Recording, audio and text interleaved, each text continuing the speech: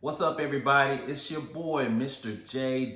Hill, back again for some more content. So, you know what time it is.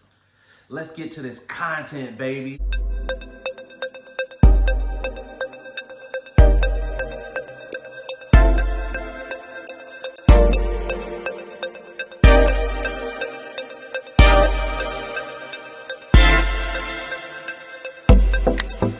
That's right. So, today I wanted to talk about social media to wealth. Social media to wealth.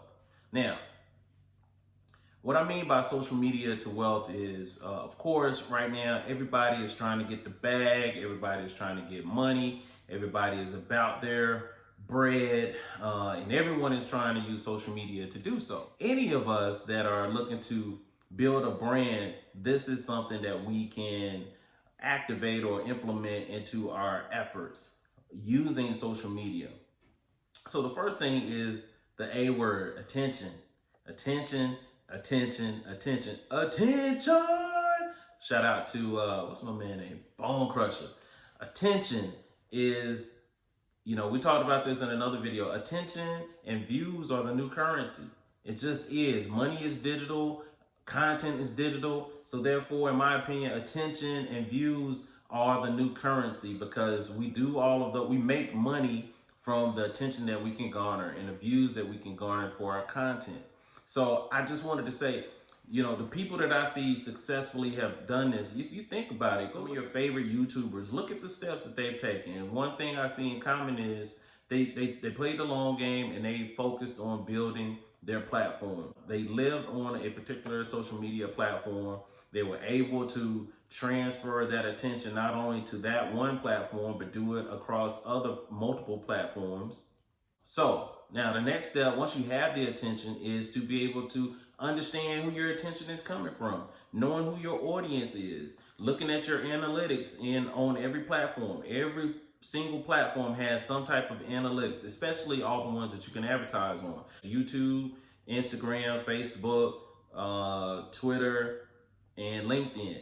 Like those five, we know for a fact, show you analytics, and you can advertise on all five of those platforms. So look at your analytics, see who's liking you, see what type of content they like the most, see who's following you, and then just being able to understand who your audience is. This is key when you want to be paid to endorse particular brands and products. You'll know who your audience is. You can specifically tell a brand, no, this is who my audience is. This is what they like. I was working on an event with a client one time, and we were doing an event, and there was a young lady who was an influencer. She has a great following, but she lives in Atlanta. And, we were doing the event in Atlanta, and we were asking her to post as an influencer about the event. And she was saying, hey, my audience responds better or responds best when I post things in my Instagram stories. Also, she knew that the way in which she presented something on her Facebook timeline, on her Instagram timeline, the way she presented something on her Instagram feed or the way she posted content had to be a way in which her audience thought it was organic or authentic to her. And she understood that. And that is my point about playing a long game, understanding your audience, knowing what type of content they like, reading and reviewing your analytics to understand what your audience is responding to, what they like, what they don't like, the type of content they like, when they like to read it, just all of that. Being able to understand and digest that information is priceless. It's invaluable to what you're able to do and how you grow your audience. So that's key. Attention, attention, attention. Of course, that's the first step. The next step is the part that everybody wants to do: monetize the attention. Of course, we want to monetize attention. You can do that by paid endorsement deals with brands or other companies. Or one thing that I'm a very big proponent of is selling your own stuff, selling your own branded merchandise. when you have a partnership, and as a publicist, this is something that I really care a lot about, and I talk a lot about. Well, we deal with in public relations a lot. When you're a paid ambassador or you're a brand ambassador and you endorse products and services or you endorse a company, you have to acquiesce of those companies at times. So you don't but if you have your own business, your own content, your own business, your own products, your own services, it's up to you to decide what you want to do and how you want to behave. And if what you do is in alignment to your behavior or how you conduct yourself or how you conduct business or your views on certain things.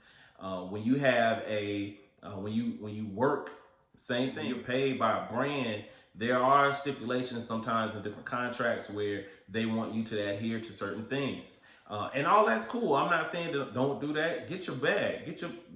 Get your money, cuz. Get your money, bro. I'm not saying don't get your money. Or get your money, sis. Get your coins, sis.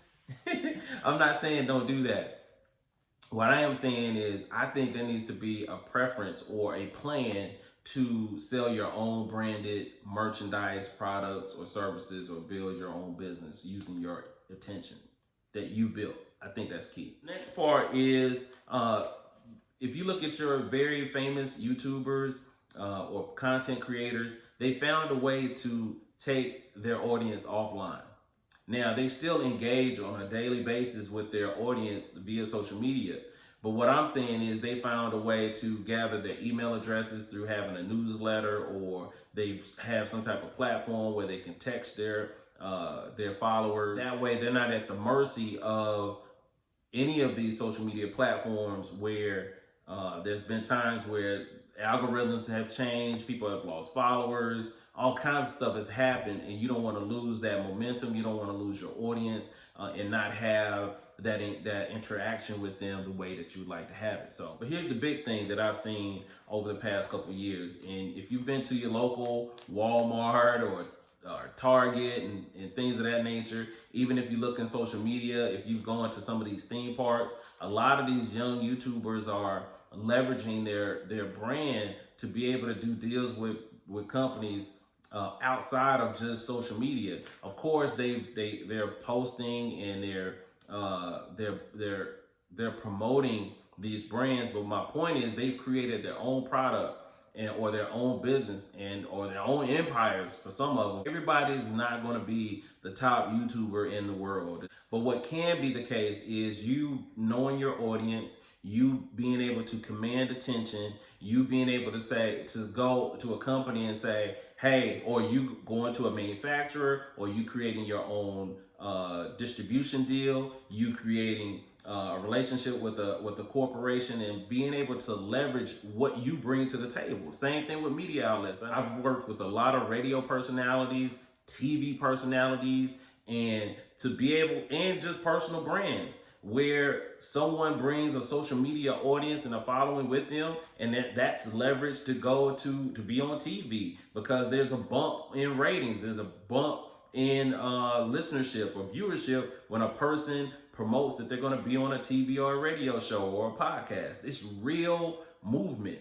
The same thing happens when you go to do a business deal. If you go into a business deal and you can say, I have 1 million followers, I have 500,000 followers, or 100,000 followers, and you can show the engagement, you can show how you sell merchandise, or you can go and get a distribution deal and talk about how much product you move because of your following. That is leverage.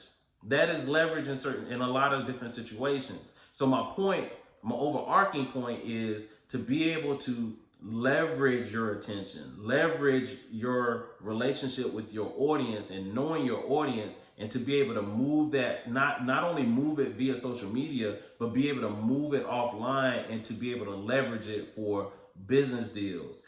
Because that business deal may be the bigger bag. That bag may be bigger than you getting paid, $1,000 to post on YouTube.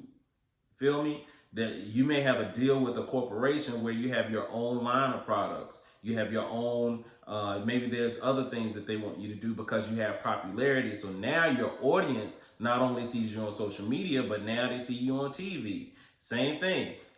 There are people who get movie deals. Let me say this too. A lot of people don't know this. There's a lot of talent agencies and all kinds of agencies that are plucking talent from social media and putting them in movies, putting them on TV shows. I mean, you can go look at, shout out to people like Jess Hilarious and all kinds of folks, man. So my point is, attention is not only the new currency, but being able to leverage attention and be able to leverage it for business deals, career moves, things of that nature. That is the look. That is the key in building wealth or using social media to build wealth. So let's go through it one more time. Number one, attention. Being able to garner and command attention, knowing who your audience is, and being able to interact with them and to be able to understand who your audience is and be able to do that successfully every day or throughout multiple platforms. Being able to command attention is the key. Number two, monetizing that attention, whether that's through paid endorsements or whether that's selling your own branded products or your own branded merchandise. Me, Mr. J. Hill, Mr. J. Hill. As for me, I believe that a priority should be placed on you developing your own branded merchandise. Okay. Number three, gather email addresses, text, or cell phone numbers, getting some type of contact information from your audience and being able to pull them offline is key. These algorithms on social media platforms can change at any time. It can ruin your business if you've centered or placed all your hope, all your operations and everything on the actual platform. And then something changes and it bothers your business.